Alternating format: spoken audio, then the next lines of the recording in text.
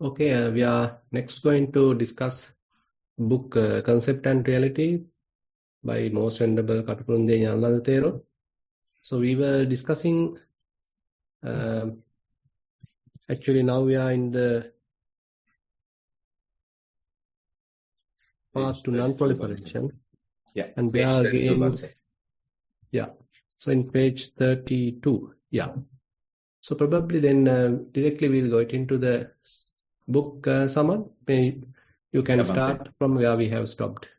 Yeah, shall I read from the Pali Gatha or shall I start from from paragraph? Probably with the Gatha.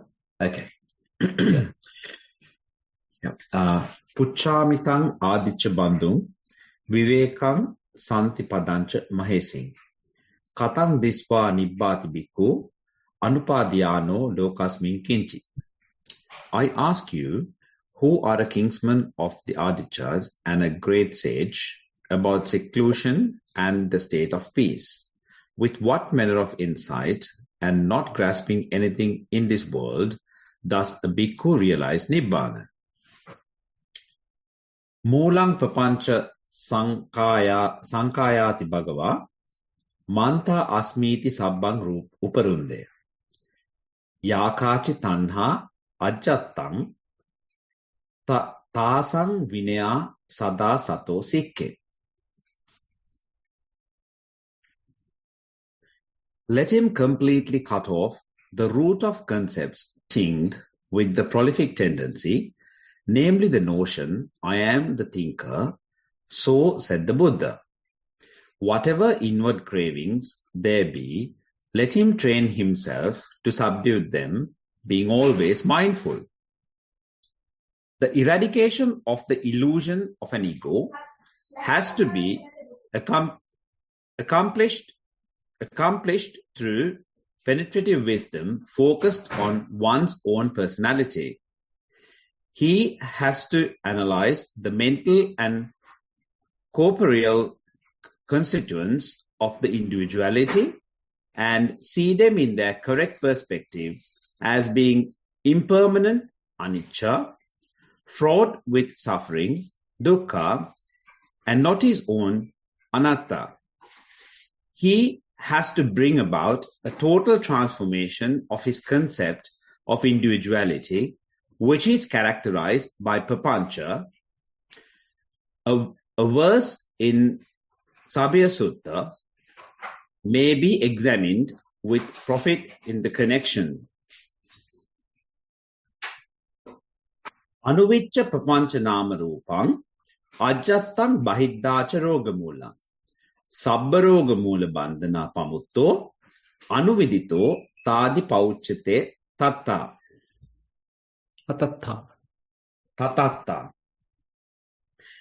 He who has comprehended name and form characterized by the prolific tendency, which is the root of sickness within and without, is released from bondage to the root of all sickness, and is truly called the knowing one, the such.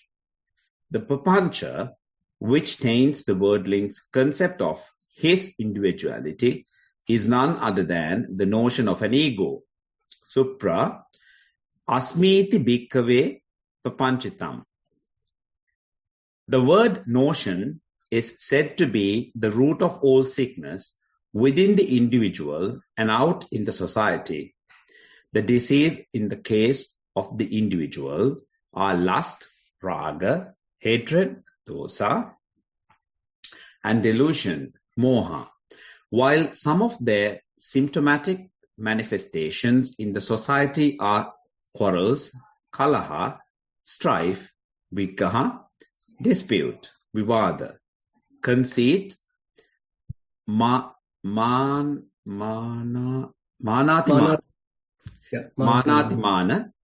slander, passion, jealousy and avarice, itsamacharya. The relevance of papancha to an analysis of the individual and social sickness referred to above is amply illustrated in the suttas like Madhupindika, Sakkapanya and Kalaha Vivada. The above verse we stop there. Yeah. So then actually we are going into a different topic. So basically now we are in a certain depth in this papancha where the conceptual proliferation is explained. And now in the Tuataka Sutta there's a beautiful question asked, and I ask you, who are a kinsman of the Adityas? That is the Buddha. It's an epithet for the Buddha, kind of a name given to the Buddha, a great sage, about seclusion and the state of peace. With what manner of insight and not grasping anything in this world does a bhikkhu realize Nibbana? So basically a fairly deep question being asked, and the answer is also very deep, but it's very concise. Moolam papancha sankhayati manta asmiti sabbang uparunde. Yakachi tanha ajjattang tasang vinaya sada sato sikke. Now, so moolam, typically the root, and papancha sankha, so various different concepts and conceptual proliferations. And then manta asmiti sabbang uparunde. So this manta, the term manta typically refers to the wisdom, but Katakurunde Thero argues here, telling in this particular context, there's another meaning to manta. So that is the one who is thinking, the thinker, the mantar, the noun manta. So they are the thinker.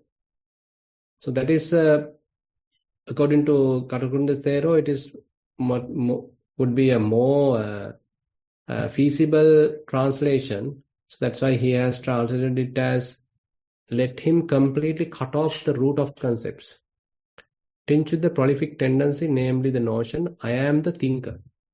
Now, probably you can remember last week there was a statement from Descartes, cogito ergo sum, I think, therefore I am.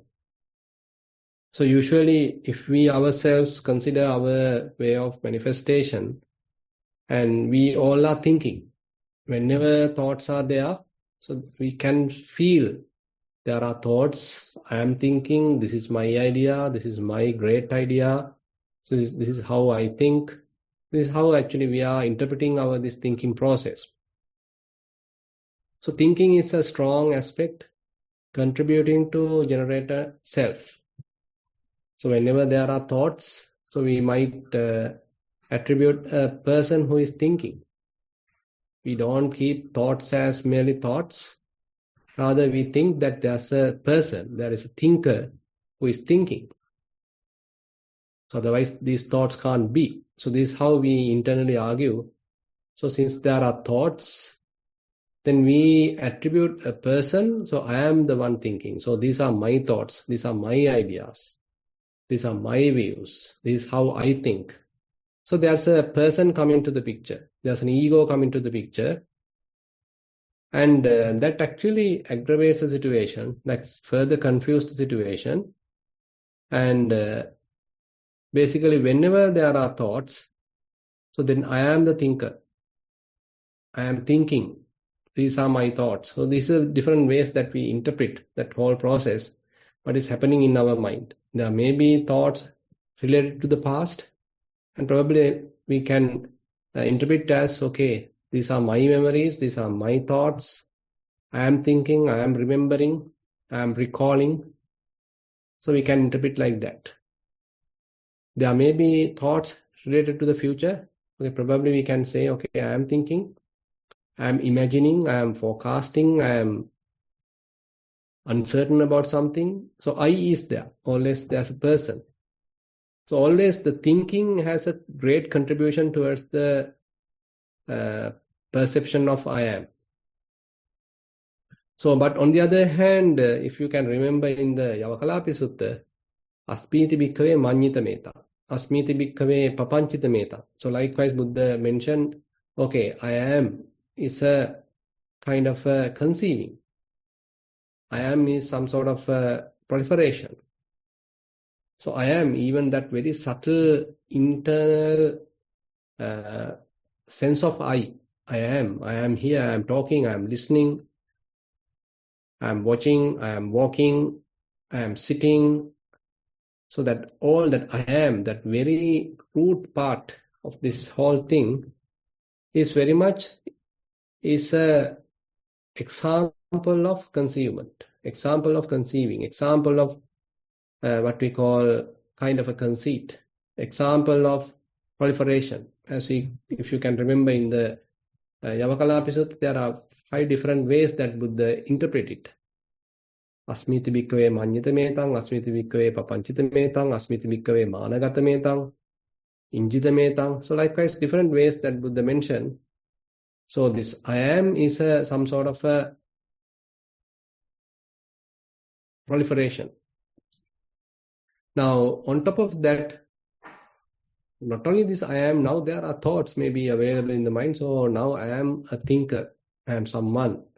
I am thinking, there are thoughts. Since there are thoughts, I am here, I am thinking. So this is how we basically argue, or this is how we basically interpret. And here, it's very much like it is the root cause. So, Moolang Papancha Sankhaya. So, Moolang, now all these different, sets of proliferation, different streams of proliferation, has a fair root coming through this I am. So, I am a thinker, I am here. So, I am is a kind of a strong position, strong reason for us to kind of giving enough reasons to think, reasons to proliferate, reasons to overthink. Suppose that you are preparing for an exam. So you consider yourself as an individual, and now the exam is getting close. So how am I going to do it? Will I do it properly? How will I face it? So you are not certain about what's going to happen, but there is a person, that is you yourself, and so I am has become a person. So that person has various challenges now. That person has to protect himself. That person has to, say, compete with others. That person has a lot of things to consider. So likewise, when we have our own little world created, and then I am is there, so then there is someone to protect, someone to sort of concern about, and others are also sometimes coming up with various other ideas. So then I have to protect my ideas, my thoughts. So likewise, different types of confrontations can happen, different kinds of arguments can happen. So as we already discussed, this proliferation is going to different directions. But as Buddha mentioned here, so this I am is a kind of a root. It is spreading from this particular kind of a center. And on the other hand, Buddha adds another part here. Whatever inward cravings there be, let him train himself to subdue them, being always mindful. Sometimes it's a kind of a common statement available in various other suttas, particularly in the Sutta Nipata, where someone is fairly advanced in his practice. It's a matter of keeping the mind fairly unattached, not grasping anything in the world, and still recognizing, still being sort of introspective, always looking at one's mind, always being aware of oneself, and recognizing what are the thoughts going on at the moment. Is it a lustful thought? Is it a hateful thought? Is it a delusive thought? Is there any kind of eye-making or mind-making happens? So we are slowly coming to that point. So now Buddha is asking, okay, you need to carefully recognize, carefully observe, is there any thought which is promoting a self? Is there any thought promoting an existence of a self? So there are various thoughts. So is that thought in its content has any kind of a promotion of a self? Suppose that yesterday you have gone to the supermarket and you met someone, maybe your friend. So today you are here. So while meditating. So while meditating, probably you get a thought about that particular friend, how you had a chat with him, how you had a good time with him. So it appears like a memory, but confirms your existence in the past, confirms your continuity of existence. Yesterday also I was there. Today also I am here. My friend is also there. So on the other hand, we are affirming a self. We are affirming an existence of a continuous self. I existed yesterday. Today also I am existing. Tomorrow also I am going to exist. So memories actually play a big role in creating that continuity. So memories, whenever it's happening, manifesting in our mind, we immediately identify, okay, I am the one who was there. I am the one who discussed yesterday. I am the one who had good time with my friend. I am the one who made that joke. Or else I am the one who suffered. So all that, whatever with respect to the past, so now I can sort of extend my existence to the past. Today also currently also I am existing. Further I can extend it to the future. So I am getting the feeling of continuity. Sometimes we call it as Santati Ghana.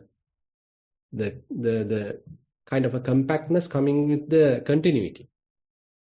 We forget that everything is kind of transient and all these 5 aggregates are momentarily sustained by various causes and conditions. We don't have that idea.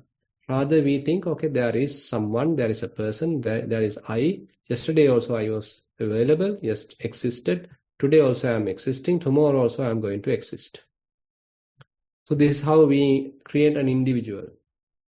Now, so basically here, Buddha highlights at the end, so whatever cravings there be, let him train himself to subdue them, being always mindful.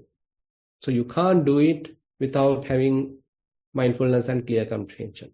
So typically we create a self, typically we create an ego, we create an individual, and we accept it, we are holding it, and we become that, and then we are acting, we are reacting.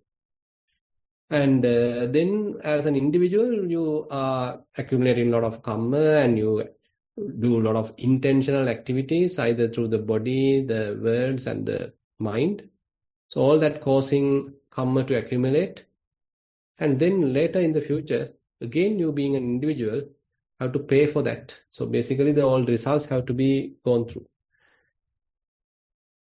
So this, the eradication of the illusion of an ego has to be accomplished through penetrative wisdom, focused on one's own personality. So here we have to recognize how we create a personality, how we create an individual, how we create a person. How am I creating a person? So sometimes these are called various attributes that we are using to create a self, create a person, create an individual. Is sometimes called as upadi. Those are the acquisitions. Say your child has passed the exam really well. So you can think about him, his achievement. Okay, he has done really well. Okay, I'm proud of him. I'm happy of him. My daughter has won the race. Okay, I'm proud of him. He has taken the highest marks. Okay, I'm proud of him. So you create a self using your children. Maybe your performance being appreciated by someone. You are being given a promotion. You are being given appreciation, a prize, whatever. So even during that time, you create a self and you go there with some pride. On the other hand, later also you are thinking about that event, quite happy about it. Again and again you are thinking about it. That's why you are keeping a photograph of that, maybe nicely framed. Again and again you are very much like boosting the ego, boosting a self. So all our memories, all our photographs are quite helpful to boost an ego, telling us, okay, I was there, I am the one who did it. And now currently also I am available. So you are connecting all these different events together, bind together, and it gives the wrong notion of an existence. So this is, even though we are talking, it's quite difficult to understand. So the easy thing is that through being mindful always as much as possible, is it possible for us to recognize this eye-making, mind-making happens time to time?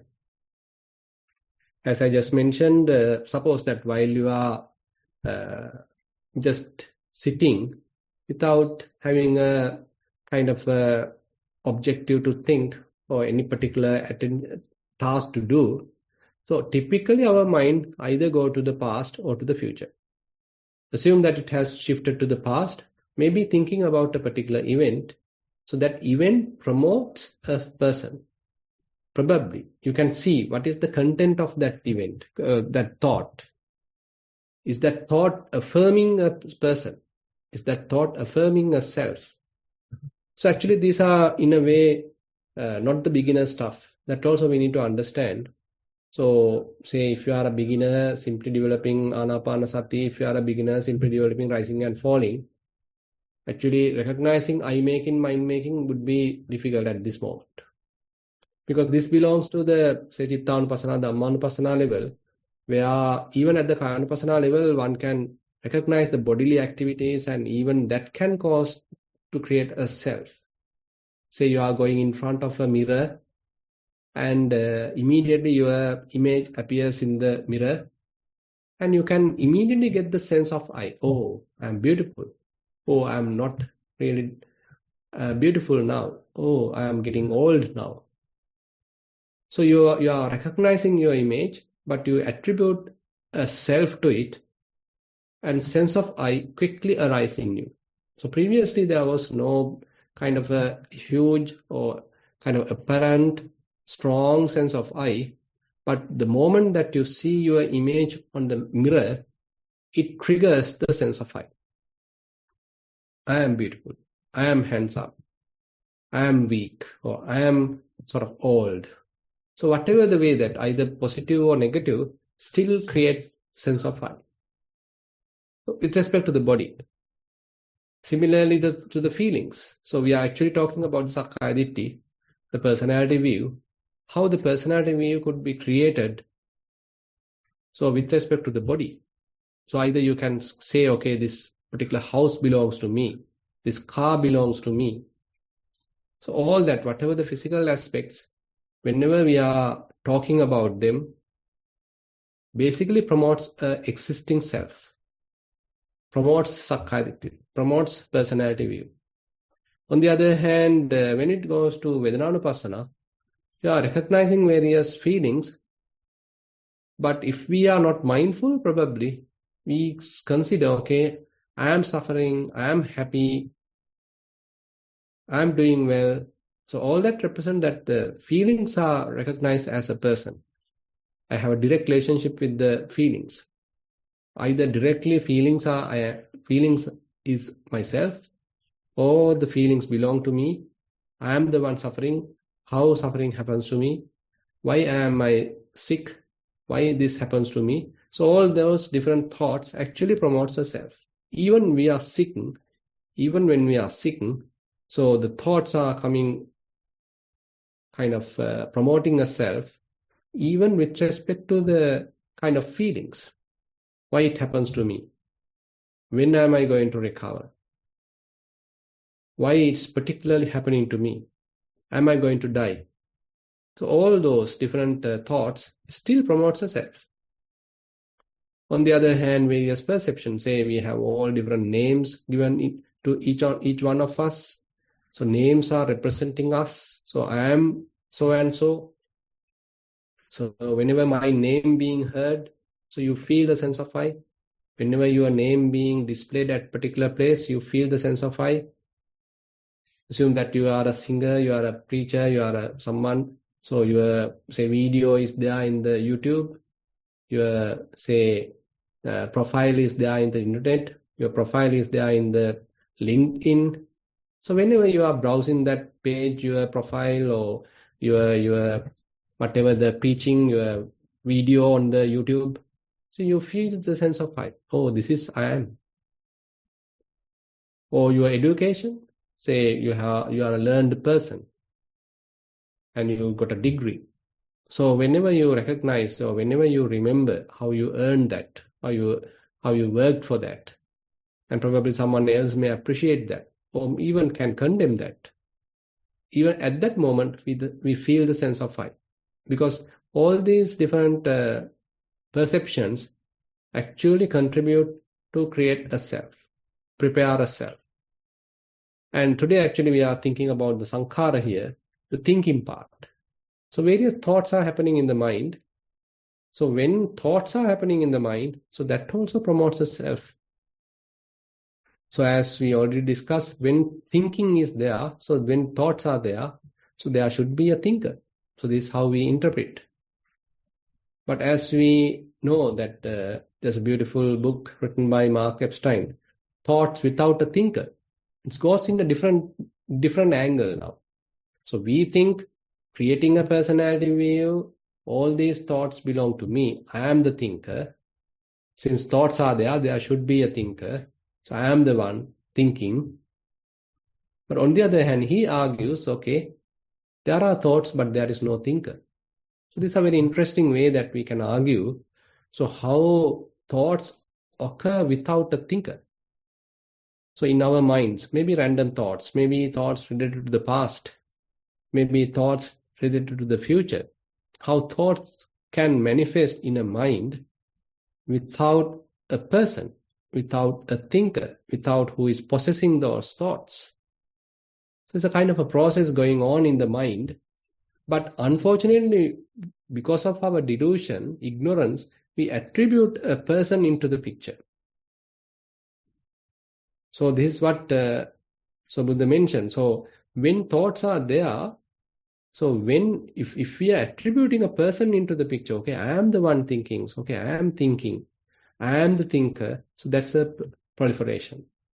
So thoughts are not the mere proliferation, but when we create a self out of that, when we are making a self onto it, when we are attributing a self onto that thinking process, then it's a proliferation. Sabapancha. It's a manjana. It's a conceiving. It's a kind of a conceit. So basically, so whenever thoughts are there, so if they are simply coming and going without bothering us, without sort of disturbing us, so it doesn't say, we can't say that it creates a self. They are merely passing by thoughts. But when we pay particular attention to a particular thought and we are interested of that thought and we are thinking, promoting, we are paying attention, so we pay certain interest on that. So at that moment, the triggering can happen. At that moment, the sense of I can happen. Personality view can happen. So that's why, as much as possible, so the papancha, the proliferation, plays a biggest role in the I-making, mind-making, and the conceit. So the proliferation, even this subtle level, typically we know that proliferation is something going on and on in the minds, kind of overthinking. This is how we recognize proliferation, papancha. But here we are coming to the root of the papancha.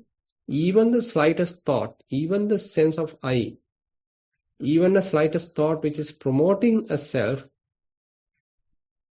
triggering a self, promoting a personality view, here Buddha recognizes it as a papancha. Asmiti bhikkhave papanchitamita. Now, so what one has to do here is he has to analyze the mental and corporeal constituents of his individuality and see them in their correct perspective as being impermanent, anicca, fraught with suffering, dukkha, and not his own, anatta. He has to bring about a total transformation of his concept of individuality, which is characterized by papancha. So this individuality, what we are experiencing itself is a kind of a papancha. So we think, okay, the thinking going on, rumination going on, overthinking going on, okay, that is the papancha. No, that is kind of a gross form of papancha, but even the sense of I am, I am the one doing it. I am the one talking. I am the one listening. Even that subtle sense of I is a form of papancha. So you can see the range of papancha, how it is we can recognize easily now as meditators, okay, how our minds are talking, how inner chatter is there, how various, say, unwholesome thoughts are there. So maybe we can all recognize, okay, these are papancha, these are conceptual proliferations. But when we feel the sense of I, it is so subtle, and sometimes we promote it, and sometimes we delight with it, and I am sometimes blindly acting on it, but we don't know it. Even that is a papancha. That's also a created thing. That's also a prepared thing. So that's why, so here Buddha encourages us to look at that sense of I, look at that thought maybe. How a particular sankhara, how a particular intention happens, and if we are able to trace the kind of a bait in it, that is the self, kind of a self-promotion, a kind of a boosting of an ego. So if we can sense that, if we can recognize that, probably we can disclaim it. Probably we can let it go. Probably we can ignore. Probably we can sort of avoid creating a self, avoid feeding it. So then the kind of a transformation going to happen. So typically what we did was we were promoting a self. I am boosting myself. I am motivating myself. I am I am promoting an individuality. So this is how we have done throughout our life, maybe. So that's how we have various kinds of acquisitions, upadi, maybe our education, maybe our children, maybe our, say, house, whatever the wealth, maybe our occupation, maybe our earned degrees, maybe various titles. So all that are actually helping us to boost our ego, prepare a self, make a personality. But now we are very much like unweaving. We are very much like untangling or distangling this whole thing. So slowly we are recognizing, okay, where this I happens, where this I making happens, where this mind making happens, where the comparison happens, where am I attributing a self? Are there any thoughts promoting a self? Are there any thoughts helping to show a kind of an existence, promotes an existence? It's going deeper and deeper. So we have to have a kind of a scrutiny, a very careful observation, investigation. So then only we would be able to see, okay, so we are living without a self. We are living without creating a self.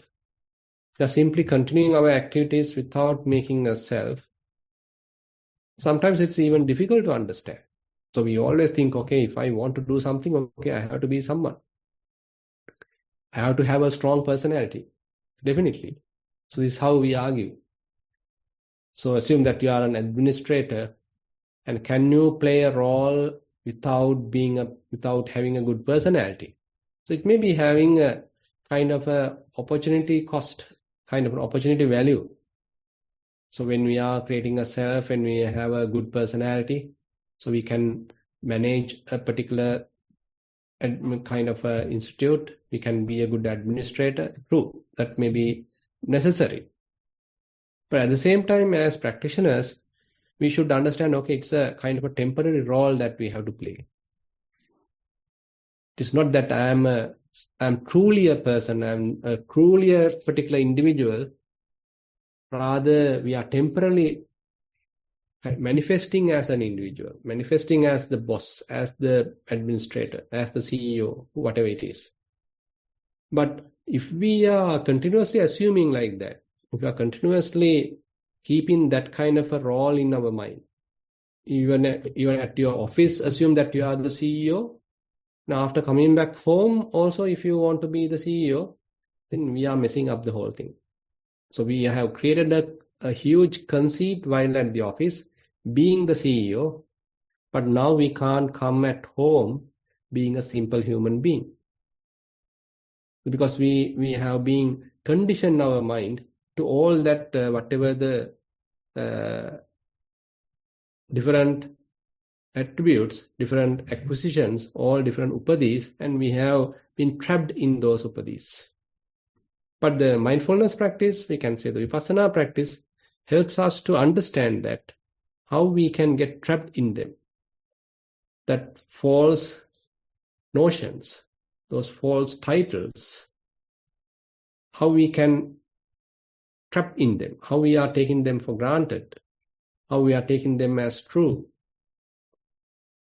So what you did in the office as a CEO, as an administrator, how that promotes self even at home, even you are at home. So all these things are very interesting to recognize.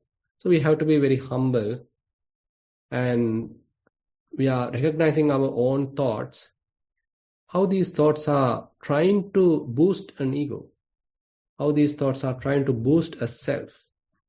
So if we are able to understand that, so then it will be a very interesting investigation, and we'll talk further on this maybe next week. And with that, I like to conclude today's this discussion part, this book reading part, and now I like to open the session for questions.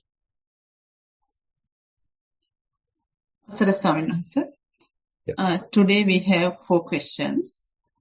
First question is Dhamma sermon question. Dear Bhante, much merits for your service and for explaining deep Dhamma in a practical manner.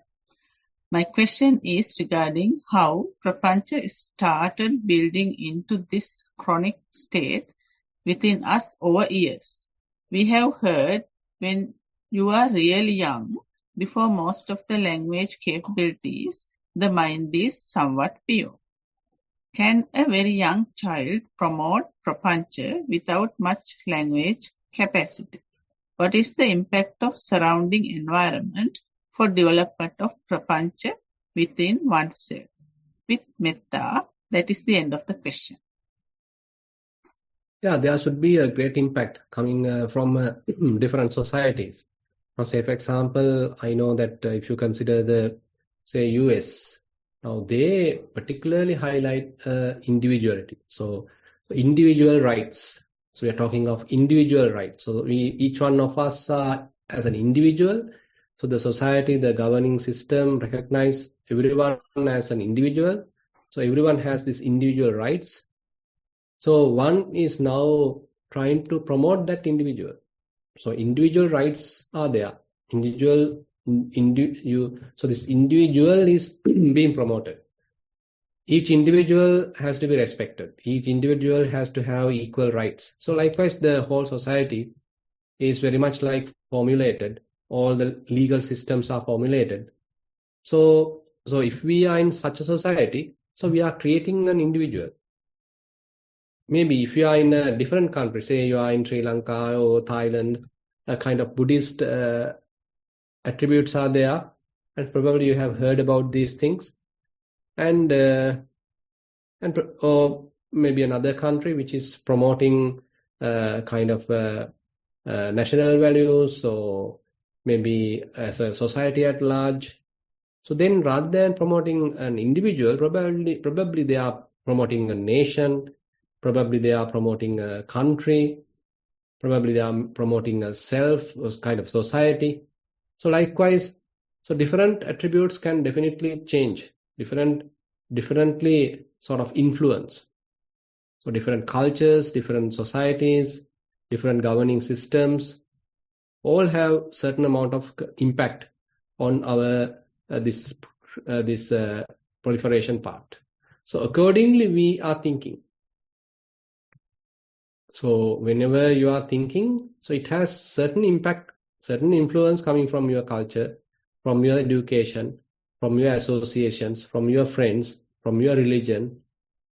So all that actually is a kind of mixture. It's very difficult to even say distinguish why this particular thought coming, what is the exact influencing factor. Very difficult to even recognize. So all these different conditioning factors are continuously operating in our mind. So accordingly, the mind is sort of generating various thoughts, and we are being driven by them, we are being caught by them, and all that are very much like kind of a puzzle or kind of a complete confusion. So with Vipassana practice, probably we are slowing down that whole process. So we are recognizing each and every thought one after the other. And as we discussed today, so if we are maintaining a fair attention, a kind of a very sharp mindfulness, then probably we can recognize, okay, why these thoughts are coming. So what is the message in it? Is there any bait? Is there any kind of a self-promotion? So is there any kind of influence coming from my culture? Any influence coming from the present day activities? So all that, definitely, probably we can sense it. We can trace all these causes.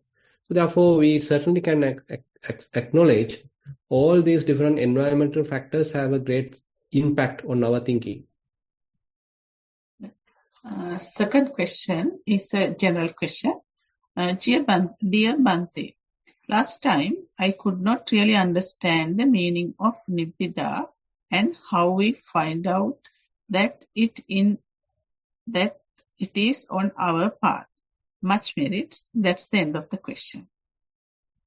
Yeah, so basically, as we discussed last time, so Nibbida is translated as disenchantment.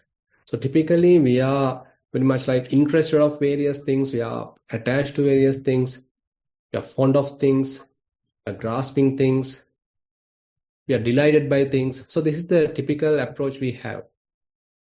But suppose that when we know exactly what it is, and then probably we don't have that kind of an attachment.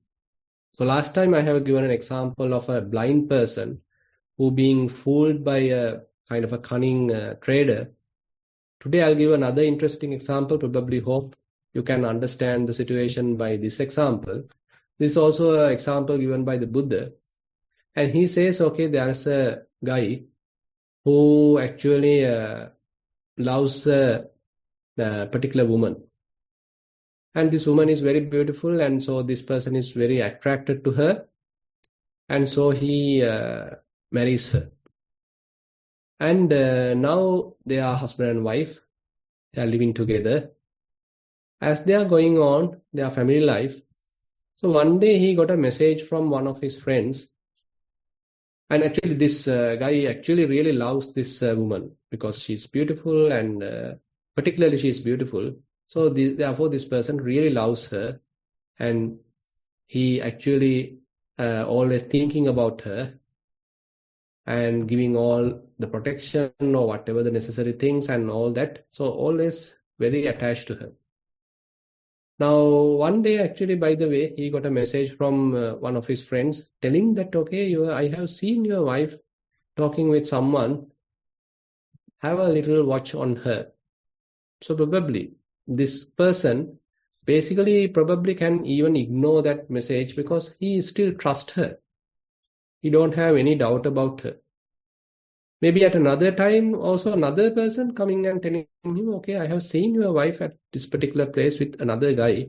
So they are, seems like having a kind of an intimate relationship. So be careful.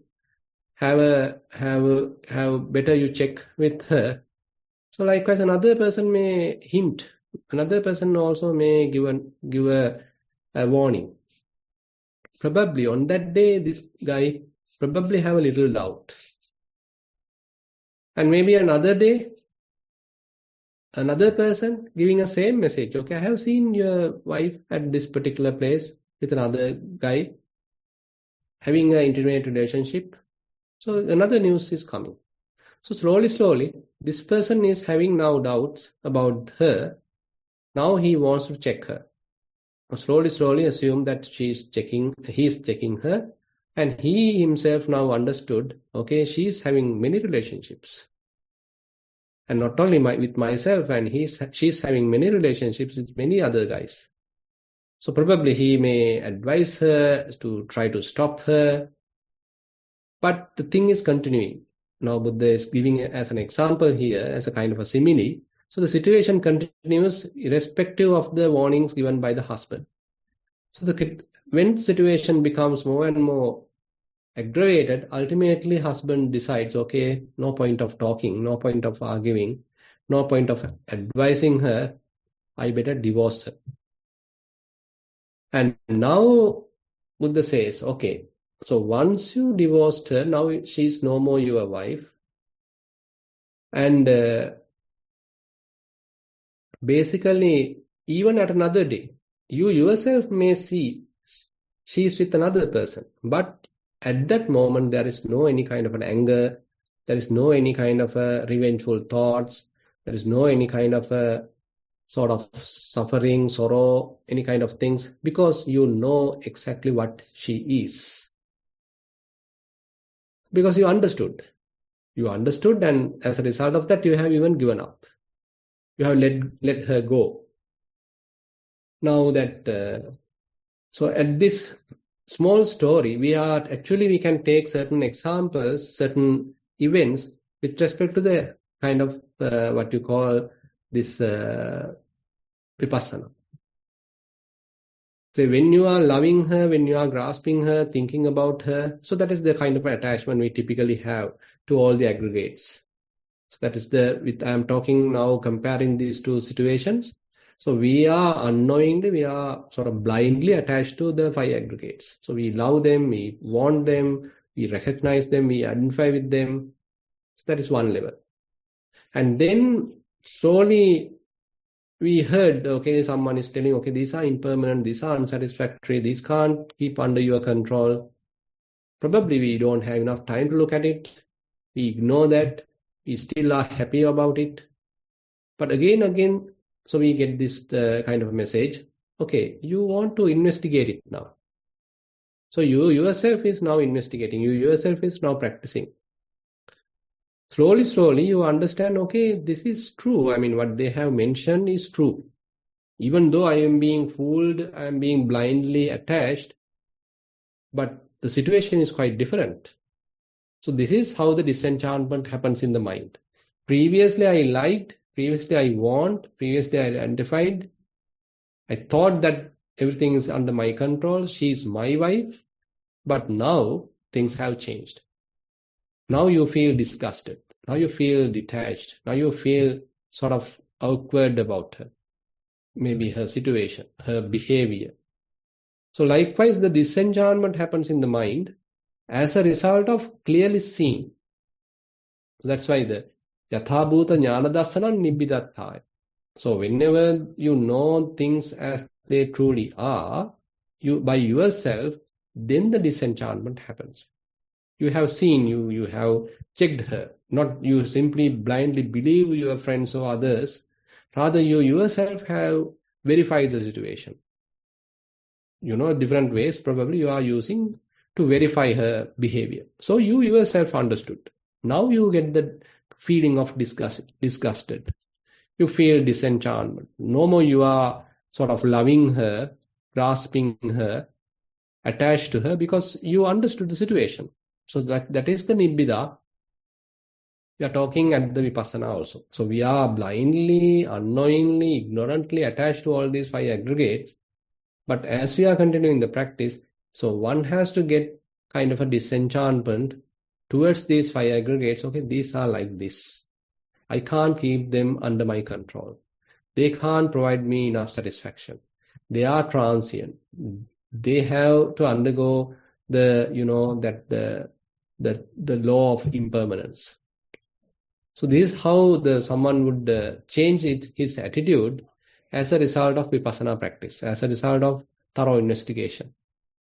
So when disenchantment happens, so the next outcome, next result is, or the next event is letting go, relinquishment. So it is apparent because you understood. Then you have a disenchantment, dispassion. Rather than you have passion or lust or love towards her, now you want to let go. Now you want to abandon. Now you need to relinquish. So that relinquishment happens. So similarly, in the practice also, when you see things as they truly are, the disenchantment happens. Now you don't want to keep, now you can let go. Now you can abandon, now you can relinquish. Okay, this is a kind of a beautiful simile. Again, Buddha has given at one sutta. I can't remember the name of the sutta. Hope you understood the kind of a comparison between the vipassana as well as in this simile. Third question out of 4. That is a general question. Dear Venerable Sir, how do we use mindfulness to be aware of going to sleep? I try to do body scanning and to observe how I fell asleep, but all the time end up falling asleep without any mindfulness. With metta, that is the end of the question. Actually, if you are maintaining sharp mindfulness, you can't fall asleep. So it is good that you are, I'm in a walking posture. Now I am standing up closer to the bed. Okay, now I am sitting on the bed. Okay, now I am lying down. So you can keep your mindfulness as you are changing the postures. Okay, while lying down also, probably you can keep your attention on rising and falling of the abdomen. Fine. So while you are slowly keeping your attention there, so if you really want to fall asleep, probably you have to little weaken the mindfulness. So then only you can fall asleep. But if you are sharply maintaining mindfulness, you can't fall asleep. Because you know that falling asleep requires certain amount of Tina Middha to happen. So then only the mind goes to the sleep mode. So if we are maintaining very sharp mindfulness, I feel it is difficult to sleep actually. Because mind is fully awake. Anyway, when you are developing mindfulness, unlike before, you even for a little trigger, you may wake up. Probably you can remember maybe several years ago how you were sleeping. Even someone come and knock you, still you can't wake up because you are, dead sleep. But now even the slightest sound, even the slightest touch probably wakes you up. Because even though you are sleeping, still mind has certain kind of an attention. Mind has certain kind of an attentiveness. So that is because of the wakefulness coming along with the mindfulness. So therefore, we can't say that during the sleeping, I am being mindful. We can say, okay, during the sleeping, I have some sort of body awareness. And it has certain roots coming from the mindfulness, certain influence coming from the mindfulness. So unlike before, now even with the slightest sound, even with the slightest trigger, you are waking up. I feel that is enough. We can't otherwise, manage the situation. You are muted. 4th question out of 5. Right. Dear Venerable Bhante, I do regular mindful practice and have a very good understanding of my mood changes and quickly would be able to fix if I think something unnecessary. But sometimes I can't manage my feelings about past. As an example, my life in Sri Lanka with loved ones. What would be the method to overcome this? Will I be able to fix this situation? That is the end of the question. Yeah, with time it will, settle the things. Because if you are a person that who have, migrated or, came from Sri Lanka with recent past, probably it has a certain impact on you. But slowly it will erase from your mind. So it will take some time. Important thing is don't promote memories. Now, if you are, every day talking to your loved ones, every day you are, seeing the photographs, so that actually triggers all the past memories. And so basically again and again, your mind is refreshing all the past memories. That way, it's always in the surface. Very difficult to forget. So, but if you want to maintain a kind of a smooth kind of a mind, then probably it's not kind of we are purposely forgetting, or we are being rude, or we are sort of don't have enough gratitude. Rather, so you can, if there is a necessity, if there is a requirement, you can help. But that doesn't mean that you are suffering. That doesn't mean that you are always, sighing and having past memories, always get into tears. So that is not necessary at all. Yeah. We have another 2 questions. Fifth Right. question out of 6. Most Venerable Sir, that is a general question. Most Venerable Sir, I have been meditating since a young age. Now it challenges, more and more distractions are coming to me while meditating, and although I keep saying it is a distraction, it is very difficult to get focused again. Please give me a tool I can use to maintain this focus and not keep wandering in my mind. Much merits to you, Bhante. That is the end of the question. A few things actually I can recommend. So one thing is the walking meditation. So rather than immediately get into the sitting practice, so you better practice the walking. So while walking again and again, each and every step, you can keep your attention on each step, and that helps to basically establish mindfulness and to avoid too much thinking. Again and again, establishing mindfulness, because you know that the touching of the leg is very gross. Unlike we practice through anapanasati or rising and falling, while walking, our foot touches the ground very strongly. That sensation is very gross. So it can be used to cut off that proliferation, that thinking going on in the mind. So you can use that as a trigger to cut off or to disturb that thinking process happening in the mind, and bring your attention to this leg. So when you are doing it enough, when you are doing it again and again, so the thinking process becomes weaker and weaker, the body awareness becomes stronger and stronger. So each and every step you are keeping your attention, so the body awareness becomes stronger and stronger. So therefore ultimately, so your side, that awareness side, the kayanupassana becomes stronger and stronger. So the thinking becomes weaker and weaker.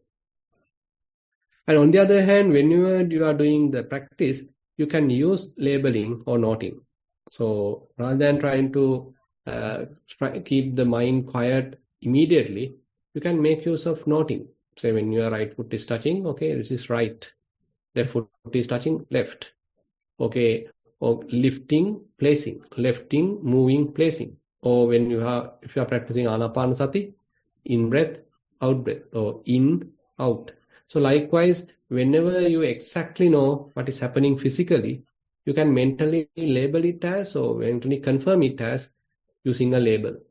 So that also really helps at the beginning, so that your bodily process and the mental awareness or mental focus attention become very much tallied together, and that also helps to avoid distractions. Last question, that is the Dhamma question. Most Venerable Bhante, today with your sermon gave an insight which I have never thought about before. It is about thinking of yourself with different incidents in the past, and with each memory creating a stronger image of I and building an ego. Is it possible, while having that awareness of me and my, not to get attached and have an ego? Also, how can we have such a memory and not build an I, but know that it is only a memory? Is there a way we can detach ourselves with the I and myself? What then can we call this incident memory?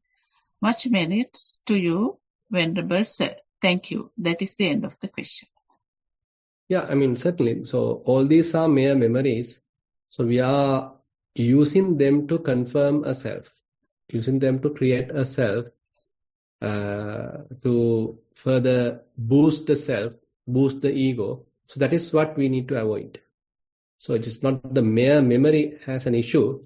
Rather, when we are attached to it, when you are attributing a self to it, when you are using it to boost it, so that is where the problem is.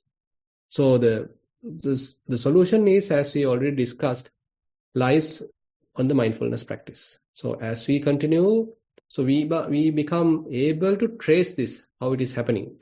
Previously, what we did was we are delighted about that. So we are quite happy when the thought happens. We are quite happy when that say that process happens.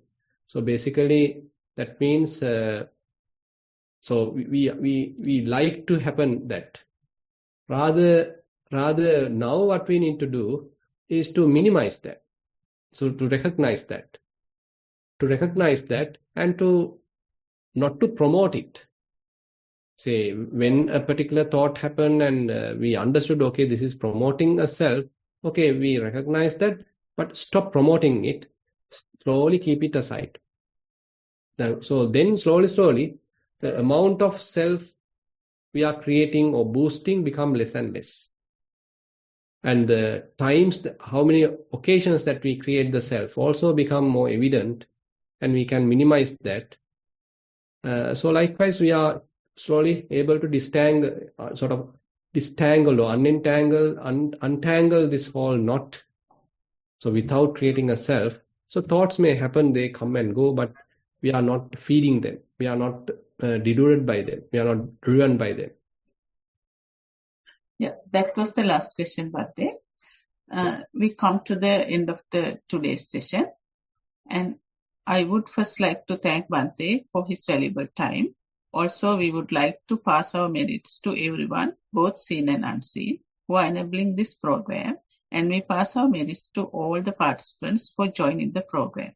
With that, I would like to conclude the program today. Thero Sarana, sadhu, sadhu, sadhu. Thero Sarana.